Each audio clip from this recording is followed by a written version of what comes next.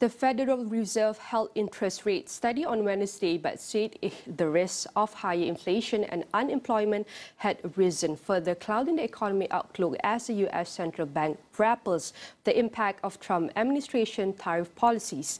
Speaking at a press conference following the Federal Open Market Committee FOMC meeting, Fed Chair Jerome Powell said despite heightened uncertainty, the economy is still in a solid position. He noted Fed policy will need to be nimble and said, "We believe that the current stance of monetary policy leaves us well positioned to respond in any timely way to potential economic developments." Powell noted that trade policy remains a source of uncertainty that affirms the Fed's need to be in wait-and-see mode.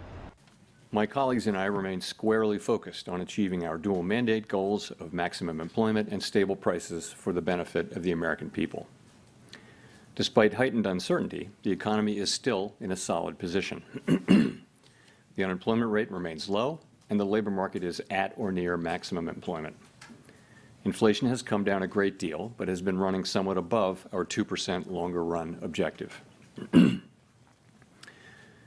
support of our goals, the tariff increases announced so far have been significantly larger than anticipated.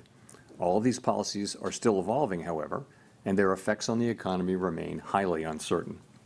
As economic conditions evolve, we'll continue to determine the appropriate stance of monetary policy based on the incoming data, the outlook, and the balance of risks.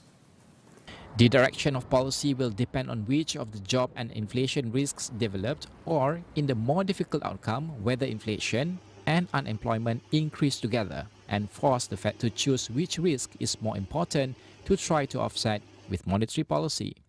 A weaker job market would typically strengthen the case for rate cuts. Higher inflation would call for monetary policy to remain tight.